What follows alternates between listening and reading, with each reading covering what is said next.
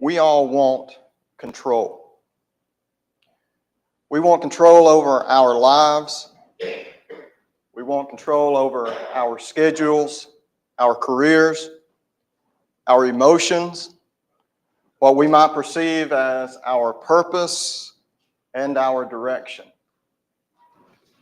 We want control.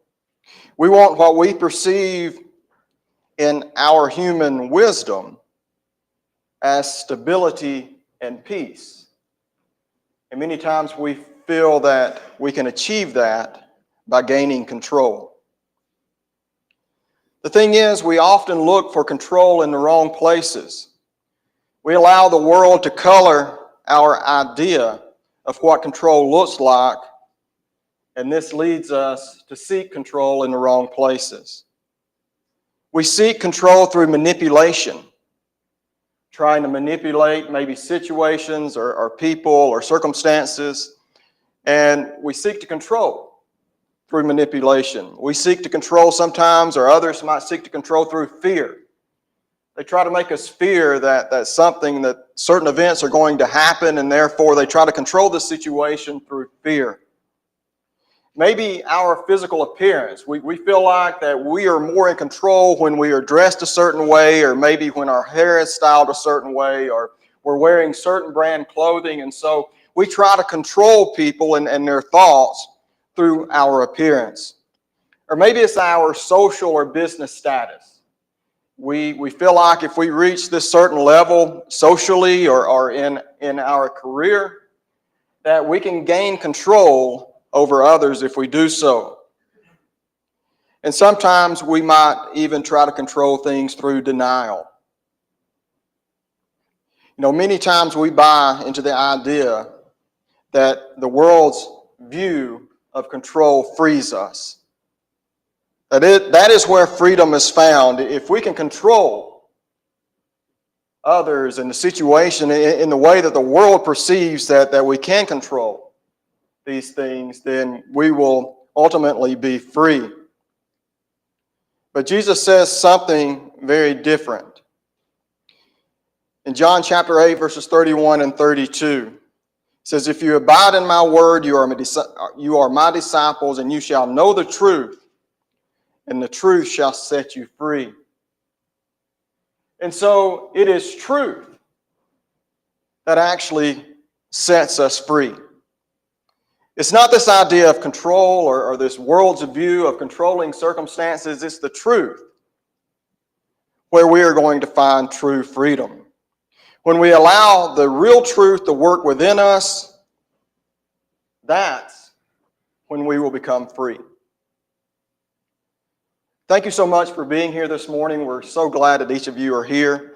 I don't see any visitors, but if we do have any, we appreciate you being here as well. Those who may be listening to us on any of our online platforms, we appreciate that as well. Or maybe you're listening later on to a recording or a video. We really appreciate you taking advantage of those avenues whereby you might be able to listen to what's being taught here. But this morning, we are going to be looking at the power of truth. The power of truth. And in doing so, we are going to see how that truth is the only path to real control. Are you seeking to control certain situations? Are you seeking to control your life? If that's the direction, and I think that's the direction we all want to go, and in many times that's the direction we should go. And the path to real control is going to be through truth. You want to control a situation, and what you need to do is you need to find the truth of the situation. And therein, you can seek control. The values of the world will deceive us into thinking that we are in control. And the idea for this lesson came from a video I saw a few months ago. I saved it, and I thought, you can get a good sermon out of that video. And as far as I know, that this person's not a Christian, and I seem to believe that through his statements that he's probably is not. But he brought up a good point, and one that I've heard other Christians make concerning dress. And it wasn't necessarily the point that he made, and I think it's a very good point, and we'll read that here in just a second. It wasn't necessarily the point that he was making. It was the reaction to the point. And I think we can learn some lessons from that. And so I just want to read what he said. This is a quote, pretty well verbatim. I left out a couple of sentences that really had no bearing on what we're talking about or to the point in general. But I want to go ahead and read this and what this man said.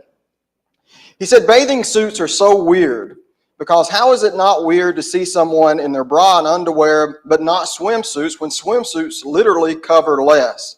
Like if I walk into a room and someone's in their underwear, everyone's going to panic, rightfully so. Like, what are you doing here? She's changing.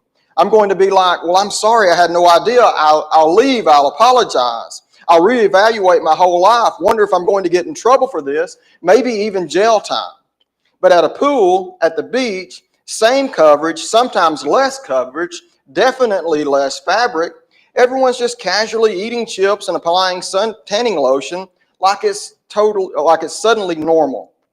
Who is this dude who pulled off this mind trick that this is okay as long as you're in a few particular settings? And now fast forward a few decades and swimsuits are just socially acceptable underwear in public. It's just about context. And apparently chlorine and sand make being almost naked totally okay. We are such interesting creatures." And he makes a very good point. And I think we could use this quote to probably jump off to 2 or 3 lessons, most notably modesty and dress. But that's not the direction that we're going to go. I looked at this and I thought, yeah, that's a good question. How do people answer that question? And so I therefore go to the comments section, because there's going to be someone in the comments section. And so I went there and wanted to see how are people rationalizing this idea that we can wear swimsuits in public, but yet if we were to walk in on someone in their underwear, that's totally unacceptable. And so the prevailing answer that there was in defense, there were a lot of people defending his point. And it was surprising how many people were saying, yeah, I've always thought that same thing. But yet there were probably just as many that were going against what he was saying. And the prevailing answer to that is this: the difference is consent. They are willing to be seen in a bathing suit. They did not want to be walked in on while changing. She didn't give the consent to see her. And so basically what they are saying is it's about control. I can control at what point you can see me naked. And as long as I'm able to control that, then it's okay. And so that's the world's wisdom, that this control that you have over when someone can and cannot see you naked, therefore gives you the freedom to be naked in certain circumstances. And so this is the world's view of control. In their mind, it's all about control. As long as I control it, then I'm free to expose myself. The world says control equals freedom. If you can control it, then you can call it whatever you want. The truth is you're naked in both instances. That's the truth.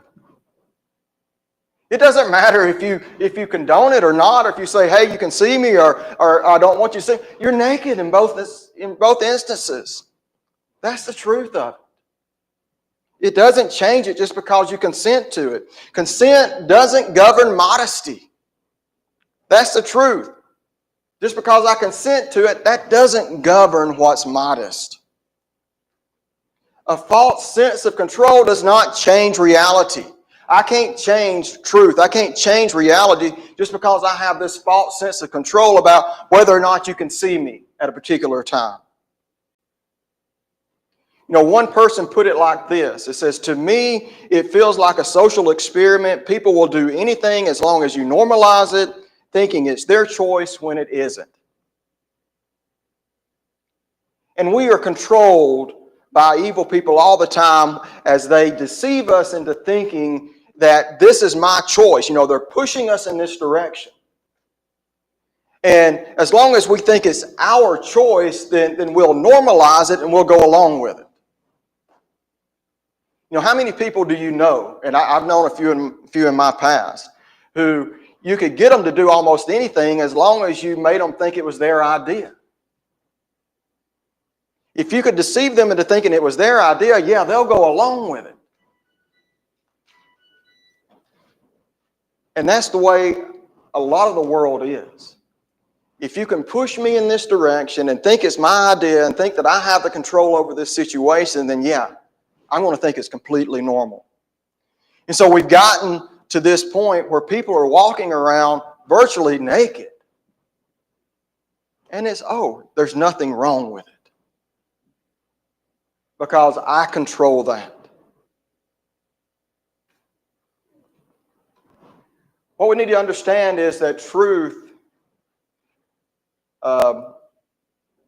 exposes lies that steal control. The world feeds us lies every day. They feed us things like you're only as valuable as your performance. And so, we're in this performance-based mentality where if we don't meet certain performance thresholds and things like that, then our value is less. If we don't have these innate abilities to reach this performance, and therefore we're constantly pushing ourselves, and of course we're talking about physical or worldly things here.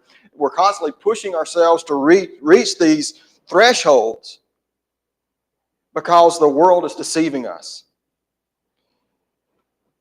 How many times do we see this today, especially on social media? If you don't take care of yourself, no one else is going to. And so your number one priority is self-care. Self-care is your number one priority, and you need to be taking care of yourself first, and then everything else can be put on the back burner. So what this is doing, of course, we all know, is promoting selfishness. And people are just out for themselves, and they're stepping on the backs of others in order to achieve what they want. How many times do we see this? You can be anything you want, just work hard enough. And so we have our young people who want to have this fame and fortune and these riches, and they watch this social media with people taking these European vacations, and they're just looks like they're having fun all the time, and people are saying, you can achieve this too if you'll only work for it.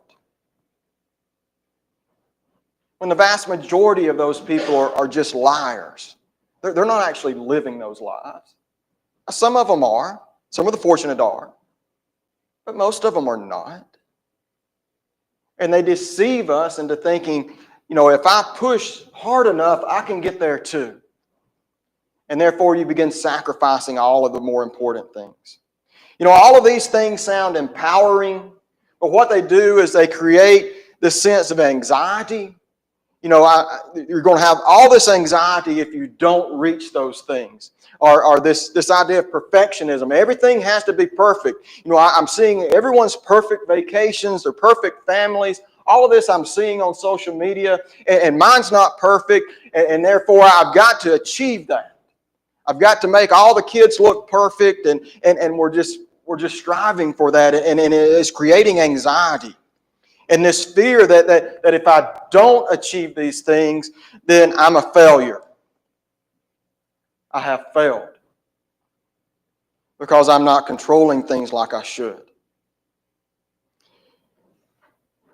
If we're living by false standards, if we're chasing these outcomes, we're trying to force these outcomes and we're chasing that, then we're just going to be filled with disappointment. Because things are never going to be perfect.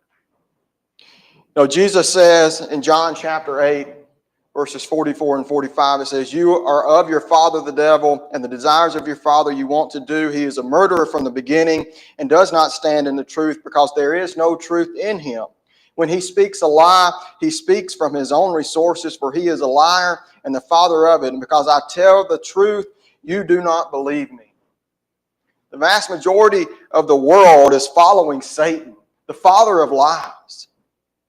And they are promoting these lies. They're pasting it all over everywhere. They're trying to get you to follow them and to seek them out and to throw away what's really important for this false sense of control.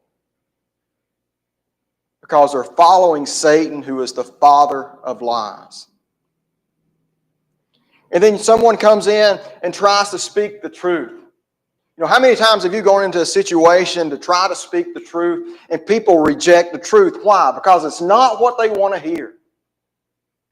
It's not what they want. It's, you know, they've got this other idea. They bought into this lie, and it doesn't fit their worldview, and so they reject it. That's not what I want. They don't like the finality of truth and the narrowness of truth, because truth is narrow. It's very narrow. 1 + 1 = 2. It doesn't equal 3, 5, 6. It doesn't equal any. It equals 2. Very narrow slice there. But that's truth.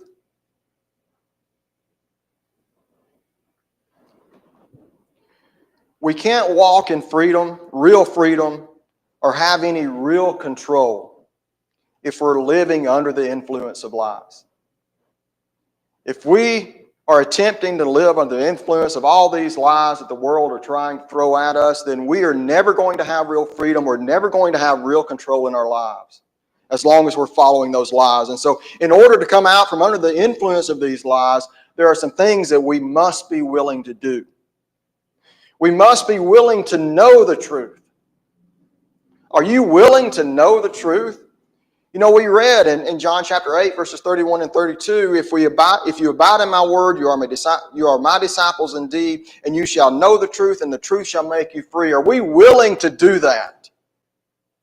To know the truth. You know, some people want to be blinded to the truth, and therefore they don't want to read the Bible. They don't want to study the Bible because they're afraid of what they'll find in there. And that's the truth.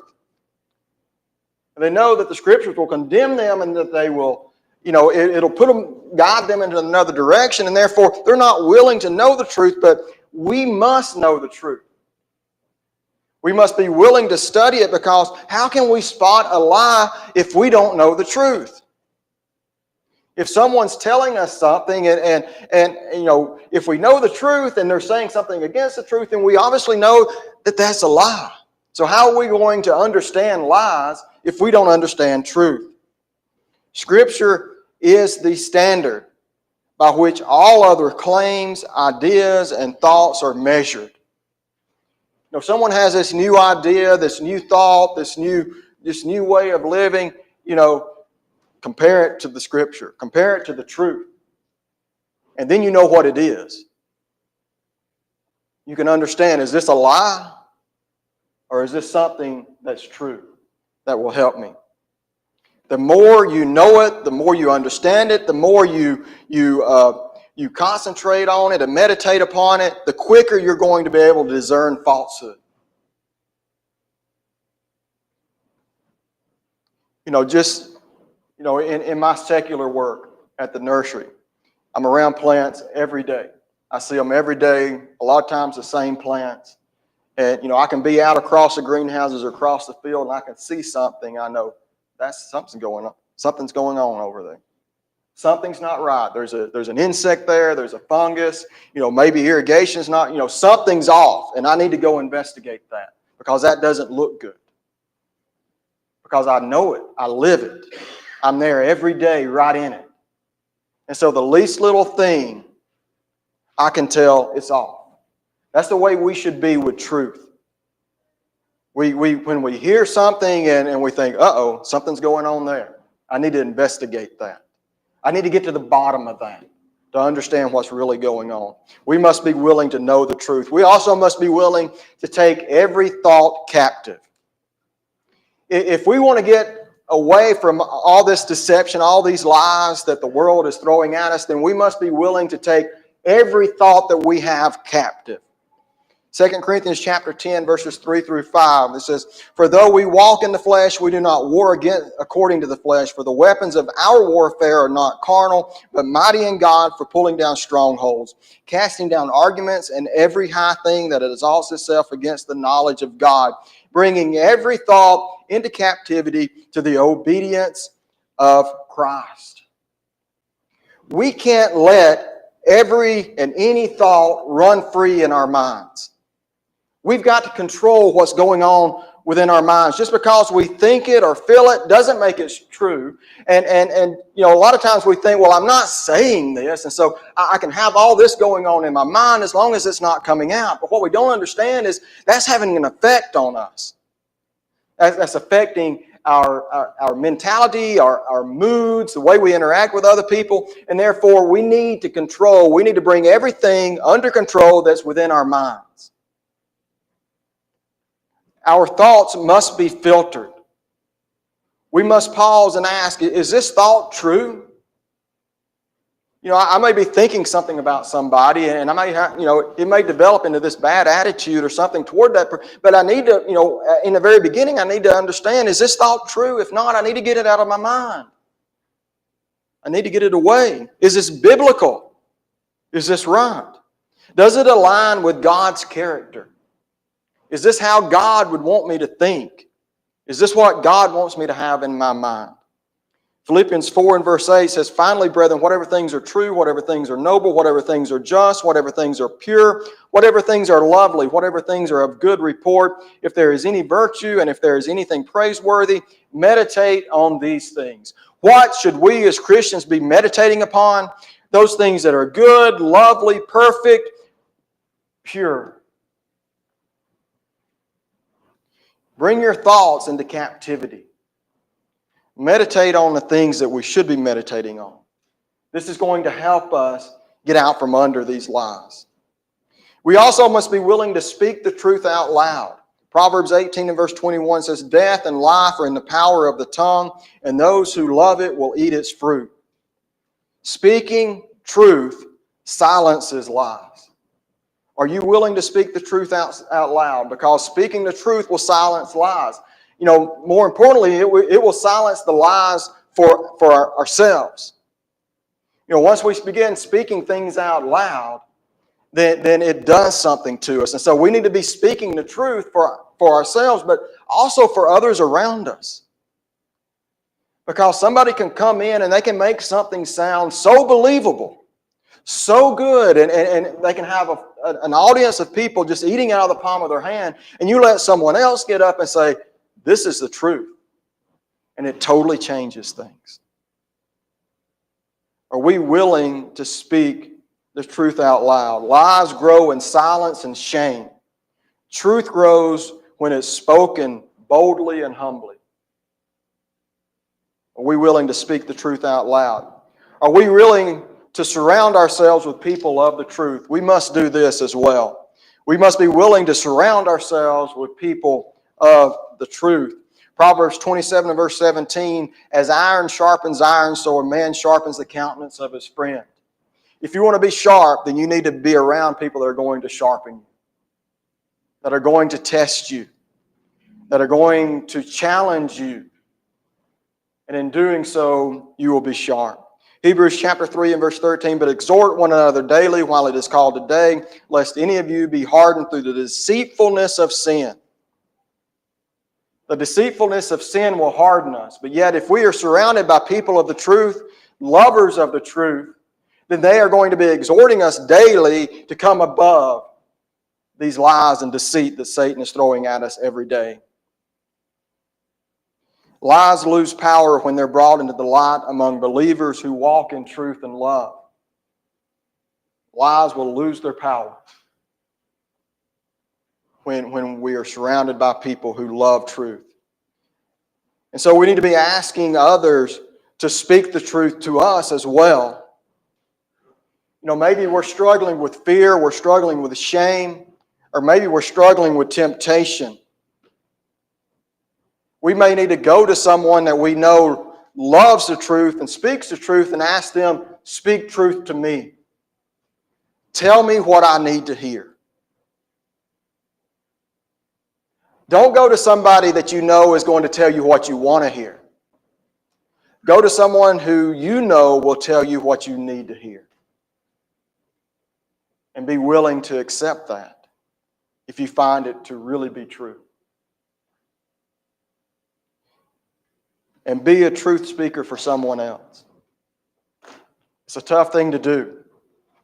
To go and to speak truth to somebody maybe that doesn't necessarily want to hear it. It's not easy. But it's necessary if we really love them.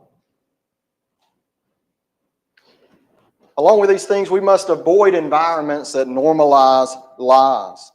Psalms chapter 1 and verse 1 says, "Blessed is the man who walks not in the counsel of the ungodly, nor stands in the path of sinners, nor sits in the seat of the scornful." The more you're surrounded by lies and entertainments and relationships, and especially in social media, the more you are going to become numb to them. And so much, as we said, of our lives now is just trying to filter out all of these lies and misconceptions and trying to figure out what's true and what's not true. But yet we're going to these places that are just propagating and promoting and spreading all of these lies. And it's not just on the internet, it's on network news. I despise network news, whether you're on the right or the left, because you never really know. You know, they always seem to have an agenda, and they're trying to spin this to lead you in a certain direction instead of just saying the truth, saying this is what happened. They're trying to spin it to take you to another place. And so how many people do we know that have gotten so immersed in this network news and what people are trying to tell them there that it just pulls them away? And that's all they can think about and talk about, and it just consumes them. Don't go to the places where lies are being told. We should limit our exposure to media. I'm not saying we should never go to those places, because we might need to know exactly what's going on, but we shouldn't dwell there. We shouldn't dwell in those places. We must guard our hearts by being careful about what we listen to, about what we read, about what we watch. Proverbs 4, verse 23 says, "Keep your heart with all diligence, for out of it spring the issues of life." You know, sometimes we may need to go on a mental fast. Have you ever thought about that? I'm going to go on a mental fast. I'm going to unplug from all the media, from all of this outside information, and for a week, for a day, or whatever, I'm going to focus on what I know to be true. Focus on my family. Focus on what's really important, and all this other stuff I'm throwing away.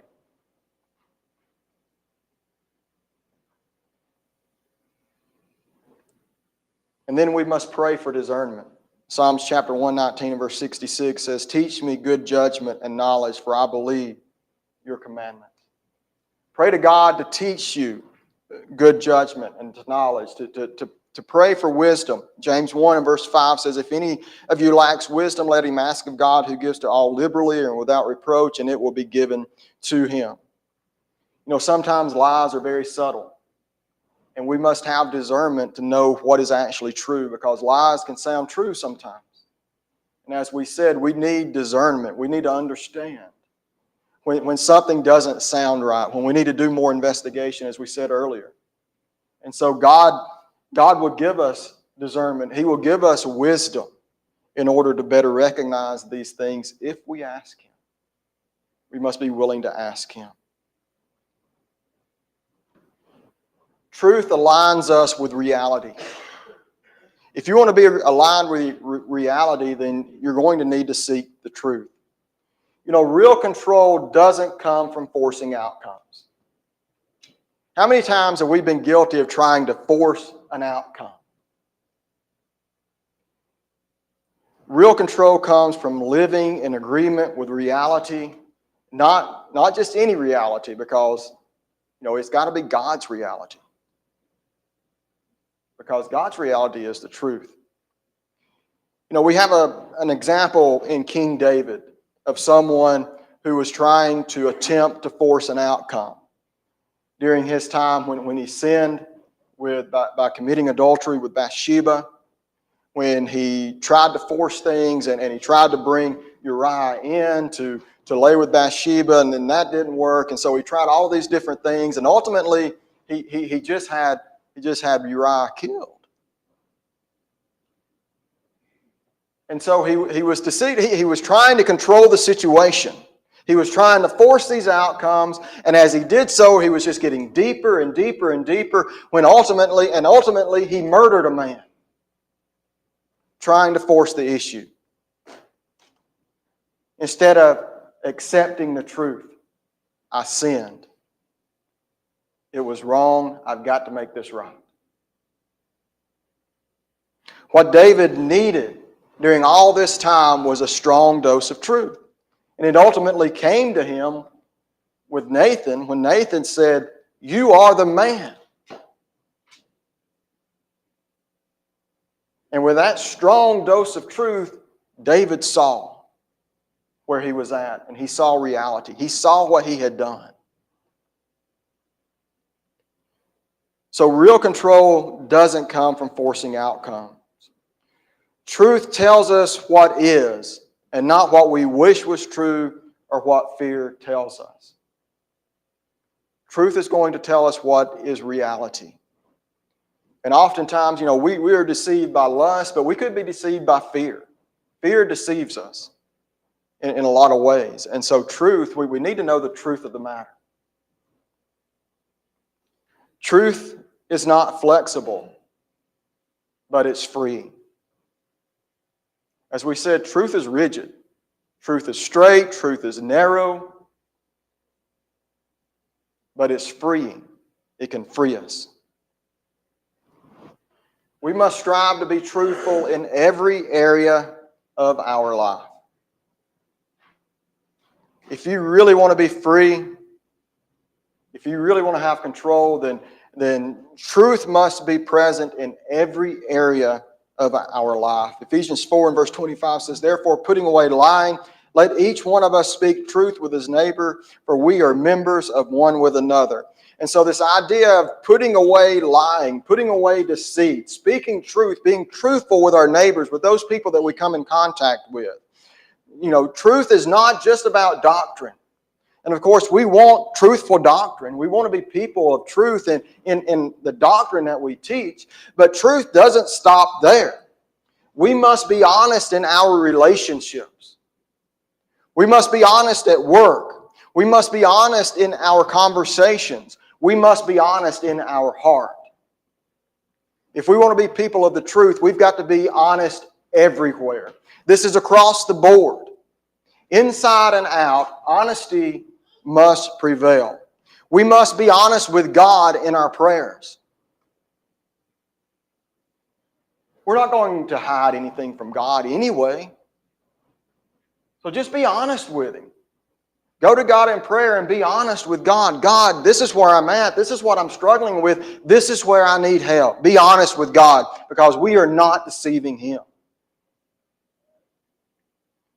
We need to be honest with others. Let's stop pretending. Let's stop pretending like we're something we're not. Let's stop these half-truths, these deceptions. I didn't tell a lie, but I didn't tell the whole truth. But what we are trying to do by that is deceive this person. And so it's deception anyway. No hypocrisy. Let's not try to be something that we're not. And be honest with yourself. I've said it multiple times that the easiest person to deceive is ourselves. And I think that's what David did when he was trying to control that situation. It was just self-deception. This is not so bad. What I'm doing is not so bad. But yet if we saw someone else do it, we would condemn it right off. And we would say, this is awful. But yet we can deceive ourselves into thinking, well, that's not so bad. When it maybe is us or one of our children or our spouse, we start trying to rationalize things there. But let's be truthful with ourselves. And then we must be willing to obey the truth that we already know. James chapter 1 and verse 22 says, "But be doers of the word and not hearers only, deceiving yourselves." You know, we may sit here this morning and we may shake our head and we may say, yeah, that's great, that's wonderful, what you're saying is true, and then we may walk out of here and to do something totally different. Brothers and sisters, there's a lot of truth that's been taught this morning in Bible class and the classes in the back. In this sermon, nothing saying anything great about me, but reading scriptures is truth. And so there's a lot of truth. We know the truth. Maybe we didn't know some of these things, but we know them now. We must be willing to live that truth as we walk out these doors. Knowing the truth does not transform us. Knowing the truth is essential, but that's not what's going to transform us. Living the truth transforms us. We can know all the truth in the world, but if we don't apply that truth, if we don't live that truth, then it doesn't help us. It's not going to do a thing. It's not going to transform us. Living truth transforms us. James 1 and verse 25, but he who looks into the perfect law of liberty and continues in it, and is not a forgetful hearer, but a doer of the work, this one will be blessed in what he does. You want to be blessed? You want to be free? Look into the perfect law of liberty. Don't be a forgetful hearer. Be a doer of truth. Then you will be blessed. Don't wait for things to be perfect. How many times have we deceived ourselves or others? We've known of others who say, well, the time's going to be better next month, next year, when the kids, when the job slows down, whatever. We're just making excuses and we're putting it off and we're putting it off. And then we get 20, 30, 40, 50 years down the road and things are still not perfect. The truth is, things will never be perfect. This world is not perfect. You're not perfect. Your family's not perfect. Your employer's not perfect. It's never going to be perfect. What you need to do is obey the truth that you know right now. Truthful living is about taking small, faithful steps of obedience. A lot of times we want these grand gestures. We want these huge steps, these things maybe that we can post about on Instagram and stuff like that. Those things rarely are truth. Truth is taking those small steps every day, getting up in the morning, starting your day, doing what you can in that moment. That's where it's at. We must stay rooted in Christ, who not only taught truth, but is truth. John 14 and verse 6, Jesus said to them, I am the way, the truth, and the life. No one comes to the Father except through me. I am the way. I am the truth. That's what Christ said. No one comes to the Father except through me. Colossians 2 verses 6 and 7 says, as you therefore have received Christ Jesus the Lord, so walk in him, rooted and built up in him and established in the faith, as you have been taught, abounding in it with thanksgiving. Christ is the full expression of truth. You want to model your life after truth, and model it after Christ. That's where you can go. Build your life on truth and build it upon him, and you will build it upon truth. When we follow Christ, we're not following opinions. We're not following trends. We're not following our own instincts. We're following truth because he is the source of all truth. When we are following Christ, we don't have to worry about keeping up with the latest thing, with this latest way of thinking or this latest political movement or, this latest philosophy that somebody's written a book on. And we're trying to stay up to date so we know how. We don't have to worry about that because it doesn't change. We just need to focus on Christ, and all this other stuff is irrelevant. He's the one who knows us. He helped create us, and he sees the whole picture. Many times we don't see the whole picture. or probably most of the time. But God in Christ does. And therefore, we need to model our lives after Him and after what He teaches. Have you ever noticed how many grandparents are good truth speakers? How many of us had a grandmother or a grandfather that if you wanted to know the truth, go ask them, and they're going to tell you what they think is the truth. And they're not going to hesitate. And most of them, you don't even have to ask them. They're going to tell you anyway. You know, they have lived long enough to understand that all of these fads, all of these trends, all of this noise and static, all of that's temporary. It's going to change. If you live long enough, you know, we're going to be thinking and saying something different or you know, it's some sort of other deception. And so what they've given up on trying to keep up with all these latest things. Instead, they are going to speak the truth as they understand it and not worry about the latest fads and the latest philosophies. You know, I read a quote where it said, if you want to know the real truth, ask your grandmother or a child. No, children aren't worried about that stuff either. You know, to them, it makes no sense. To your grandparents, they understand what it really is. But we need to be willing to cut through the noise and speak the truth and listen to the truth. And then finally, truth gives us back the right kind of control. It hands this proper type of control back to us. Truth doesn't give us control over others. You know, oftentimes we want to control other people. Truth is not going to give you that. The truth is you can't control other people. You can try to help them, but you're never going to be able to control them. Truth is not going to give us control over the future. We all worry about the future at times. I'm as guilty as anybody, wondering what's going to happen today or tomorrow or next week or what, you know, things like that.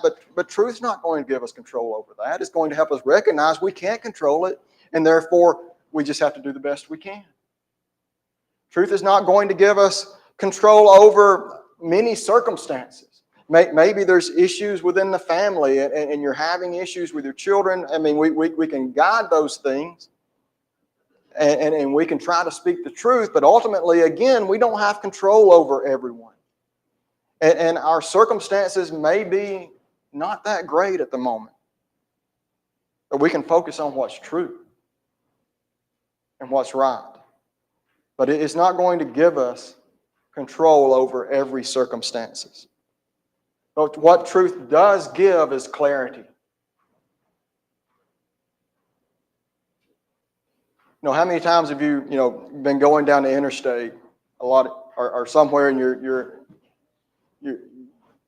going pretty fast and it started raining or whatever, and you've got this big truck that comes up beside you maybe and splashes water all over your windshield, and therefore a couple of seconds you can't see anything. And you're moving 65, 70 miles an hour, and it's a bad feeling. But then once those windshield wipers wipe that away, you're like, whew, I can see again. That's what truth offers you. It's going to wipe away all of that stuff that's been thrown on your windshield, and it's going to show you clearly what's before you. But we've got to look out the windshield. We can't be distracted by other things. Truth is going to give us integrity. You want to be a person of integrity, then you need to be a person that's going to follow truth. Our words, our actions, our beliefs all align with truth, and they all align together. We speak one thing. Someone hears us speak one thing today, they see us out tomorrow, and we're doing what we're speaking. And that person goes, they don't only talk a good game, they're out there doing it. It gives us integrity. It gives us freedom. We stop being slaves to sin. We stop being slaves to fear and to trying to please people all the time. That's free. I mean, if you've ever been in the grips of fear, And then you see the truth and see that there's really nothing to fear, and the relief and the overwhelming joy that you get when you understand there was nothing to fear. How freeing that is. What a weight that is off of your shoulder. Truth will free you. And it will give us authority. Because we live rooted in something that's unshakable, something that's eternal, something that's godly. This is the control that truth gives us. Clarity, integrity, freedom, and authority. If you want these things, then you must seek after truth. That's the only way. If you want to be this type of person, you must be willing to seek truth. Paul puts it this way. He said to Timothy in 2 Timothy chapter 1 and verse 7, "For God gave us a spirit not of fear, but of power and love and self-control." It's a pretty impressive verse, isn't it? What has God given us? A spirit not of fear, but a spirit of power, a spirit of love, and a spirit of self-control. It's ours if we're willing to work for it. Truth gives us power and control over the only thing we are responsible for, ourselves. We have the ability to control our own choices and responses. How are you going to respond tomorrow when you're at work, or tomorrow when you're facing a situation in your family? You have control over that. You may not have control over the way others respond, but you can control how you respond. We have control over our thoughts. We talked about this earlier, how that we can control what we are thinking. We can control what's in our minds. We don't have to go to those same sources of lies and deception that the world is. We can control ourselves and not drink from that same fountain. We can control our words. It's not always easy, but we can do it. We have the power to do that. Truth helps us. We can control our bodies and our actions. We don't have to do the sinful things that the world is doing. We see the truth of a situation and we can control that. We can control our attitudes. We have the power to do that. Joshua told the children of Israel in Joshua chapter 24 and verse 15, "Choose this day whom you will serve."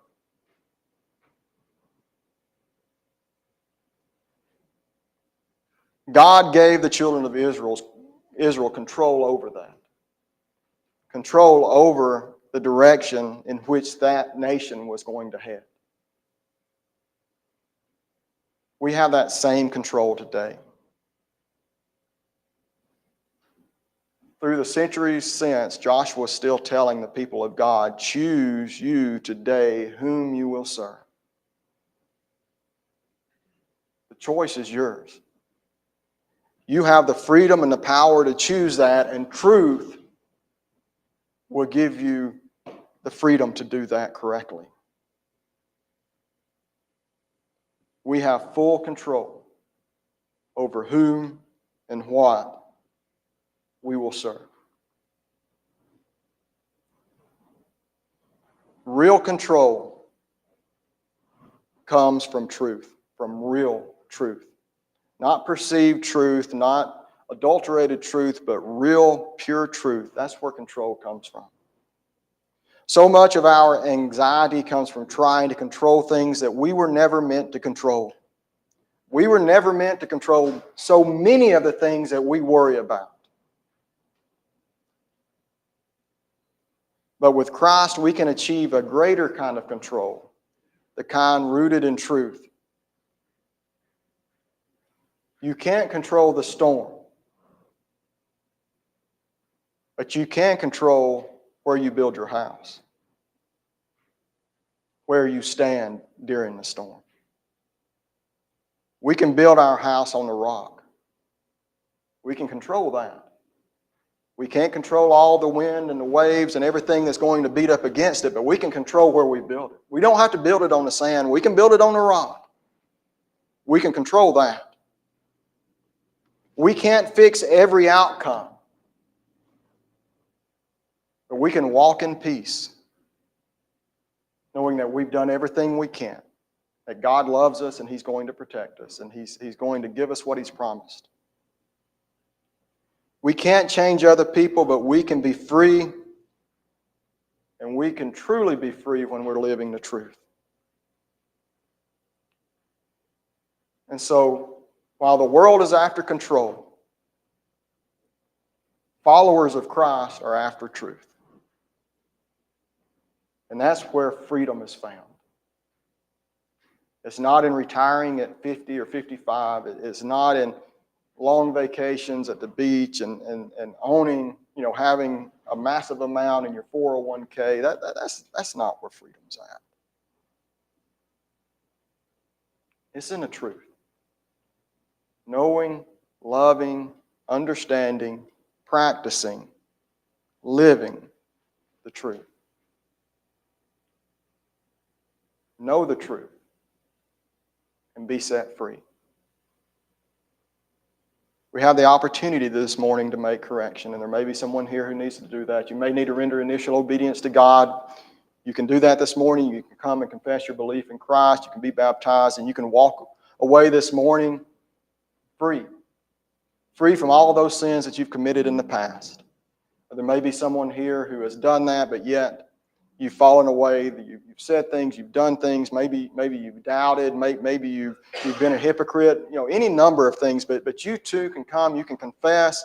The church will pray with you and for you. That God will forgive you, and He's promised to do just that. To forgive you, and to forget all of those sins. And you too can walk from this building this morning free and in control.